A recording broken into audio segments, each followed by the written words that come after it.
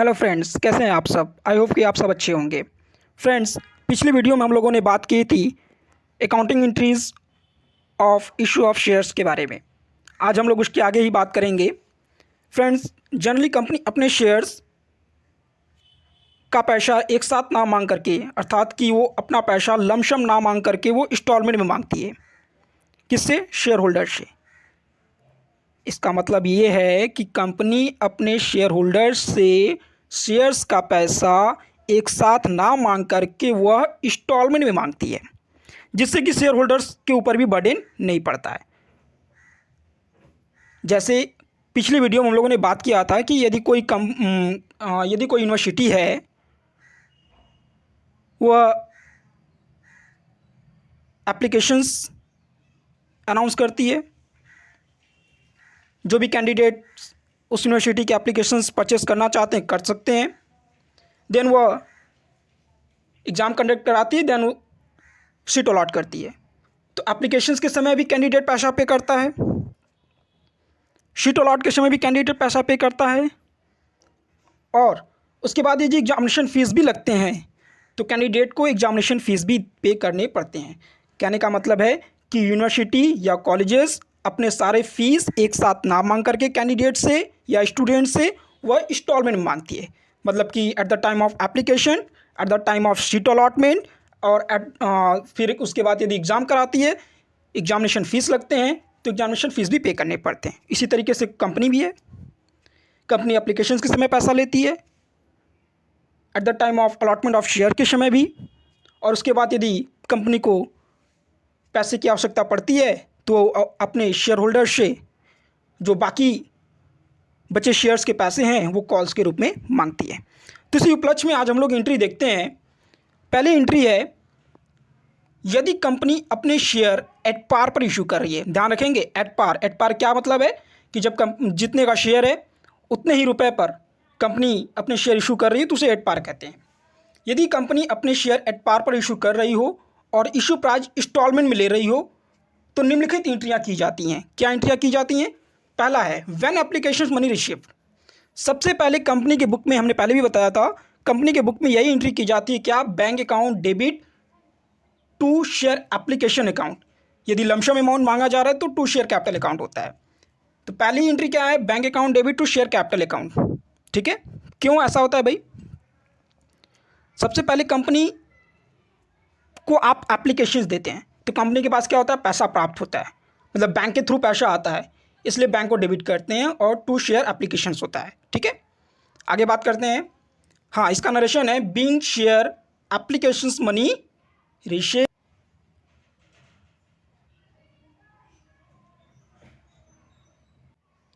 क्या है भाई?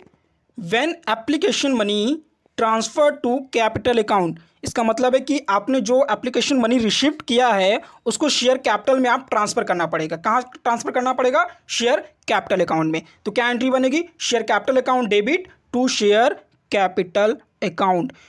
भाई, जो मनी आप प्राप्त कर रहे हैं वो किसका है? शेयर का। मतलब कंपनी की कैपिटल का है। कौन सी कैपिटल का? शेयर कैपिटल का, इसलिए उसको हम शेयर कैपिटल अकाउंट में ट्रांसफ़र करते हैं। इसका नरेशन देख लेते हैं। क्या है? Being share application money transfer to share capital account. Narration easy होता है, आप चाहो तो इसको डिफरेंट तरीके से भी कर सकते हो, नहीं तो ईजी वे में भी आप इसको कर सकते हो। चलिए आगे बढ़ते हैं। हाँ भाई, उसके बाद क्या है? When share allotment due. उसके बाद क्या होता है? कंपनी कहती है हम आपको शेयर अलॉट करेंगे। जब कंपनी एप्लीकेंट्स को एक नोटिफिकेशन भेजती है कि सर हम आपको शेयर अलॉट कर रहे हैं, आपके नाम से शेयर अलॉट कर रहे हैं, ठीक है, तो उस समय क्या एंट्री होती है? Share allotment account debit to share capital account. यहाँ पे नरेशन शो नहीं कर रहा है तो इसका नरेशन होगा being share application being share allotment due. ठीक है, अगली एंट्री है व्हेन अलॉटमेंट मनी रिसीव्ड। क्या है भाई? When allotment money received. जब कंपनी एप्लीकेंट्स के पास नोटिफिकेशन भेज देती है कि हम आपको शेयर अलॉट कर रहे हैं, तो एप्लीकेंट्स के पास नोटिफिकेशन पहुंचता है, और एप्लीकेंट्स को जब शेयर अलॉट हो जाता है तो वो अलॉटमेंट की मनी भी भेजता है। क्या है? जब एप्लीकेंट्स अलॉटमेंट मनी भेजते हैं तो क्या एंट्री बनती है, bank account debit to share allotment account. Okay, चलिए भाई आगे बढ़ते हैं। यदि कंपनी कॉल्स में पैसा मांगती है तो first call, second call, third call हो सकता है, जनरली फर्स्ट सेकंड ही होता है। तो यहाँ क्या बनेगी, व्हेन फर्स्ट कॉल ड्यू। जब कंपनी फर्स्ट कॉल मांगेगी तो क्या एंट्री बनेगी, share first call account debit to share capital account. Narration होगा यहाँ पे, being share first call due. Okay, चलिए आगे बढ़ते हैं भाई। क्या, अब भाई कंपनी ने क्या किया, फर्स्ट कॉल मांगा। जब फर्स्ट कॉल मांगा, शेयर अलॉट कर दिया गया है, शेयर होल्डर से पैसा मांग रही है फर्स्ट कॉल के रूप में, तो पैसा प्राप्त होगा। चलिए, तो क्या होगी entry, when first call money received. जब फर्स्ट कॉल का पैसा प्राप्त होगा तो क्या एंट्री की जाएगी, bank account debit to share first call. Okay sir, चलिए, तो इसका नरेशन यहाँ पे शो नहीं है, नरेशन आप लिख सकते हैं being share first call money received. ठीक है, चलिए यहाँ तक बात है। इसी तरीके से यदि सेकंड कॉल है, थर्ड कॉल है, तो शेयर पहले उसका ड्यू किया जाएगा, फिर मनी रिसीव की जाएगी। वो फर्स्ट कॉल की तरह ही एंट्री की जा सकती है। ओके, चलिए आगे है। यदि कंपनी अपने शेयर प्रीमियम पर इशू कर रही हो और इशू प्राइस इंस्टॉलमेंट में ले रही हो, इसका मतलब है कि यदि कंपनी अपने शेयर प्रीमियम पर इशू कर रही है, मतलब कि फेस प्राइस से अधिक प्राइस पर कंपनी शेयर इशू कर रही है, तो वहाँ पर एक अलग एंट्री की जाती है। एप्लीकेशंस की एंट्री सेम होती है, अलॉटमेंट में थोड़े से चेंजेस होते हैं। ठीक है, जनरली प्रीमियम का अमाउंट वो अलॉटमेंट के साथ ही लिया जाता है, प्रीमियम एप्लीकेशंस के साथ भी लिए जा सकते हैं। परंतु जब कंपनी अपने शेयर्स लमसम, मतलब कि शेयर्स का पैसा एक ही साथ लेती है और प्रीमियम पर वो इशू किया गया है, तो प्रीमियम का अमाउंट एप्लीकेशंस के साथ ही ले ली जाती है। परंतु इंस्टॉलमेंट में यदि शेयर इशू किया जा रहा है तो प्रीमियम का अमाउंट अलॉटमेंट के साथ लिया जाता है। तो पहली एंट्री क्या है यहाँ पर, व्हेन अलॉटमेंट मनी ड्यू। क्या है भाई, व्हेन अलॉटमेंट मनी ड्यू। तो अलॉटमेंट मनी ड्यू करने पे क्या एंट्री बनेगी, share allotment account debit to share capital account to security premium account. ठीक है, सिक्योरिटी प्रीमियम अकाउंट क्रेडिट होता है, क्यों, क्योंकि ये कंपनी के लिए एक कैपिटल नेचर की प्रॉफिट होती है। आगे हम लोग इसके बारे में बात करेंगे। उसके बाद है व्हेन अलॉटमेंट मनी, मतलब second entry, when allotment money received.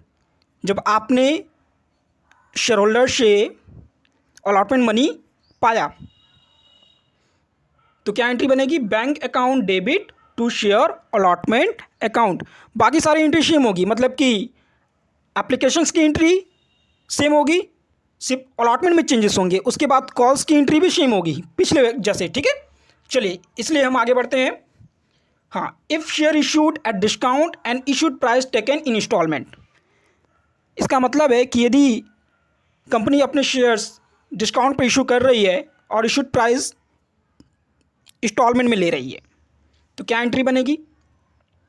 यहाँ पे भी हमने सारा एंट्री शो नहीं किया है क्योंकि एप्लीकेशंस की एंट्री सेम होती है, अलॉटमेंट की भी एंट्री सिर्फ अलॉटमेंट की एंट्री में थोड़े से चेंजेस होते हैं और कॉल्स की भी एंट्री सेम होती है। इसलिए हमने सिर्फ अलॉटमेंट की एंट्री में ही चेंजेस किए हैं। क्या है, when allotment due, share allotment account debit, discount on share account debit to share capital. यहाँ पे discount on share account debit है, क्यों, क्योंकि यह एक तरीके का कैपिटल नेचर का लॉस होता है। कैपिटल नेचर का लॉस इसलिए होता है क्योंकि शेयर बार बार इशू नहीं किए जाते हैं, इसलिए इस तरीके के जो लॉस होते हैं वो कैपिटल नेचर के होते हैं। ठीक है, ओके।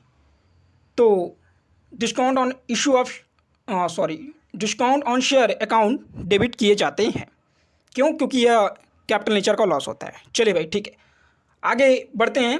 सेकेंड एंट्री में when share allotment money received, share allotment आपने ड्यू किया जब, तो फिर आपको उसका पैसा भी प्राप्त होगा, तो क्या एंट्री बनेगी, bank account debit to share allotment account.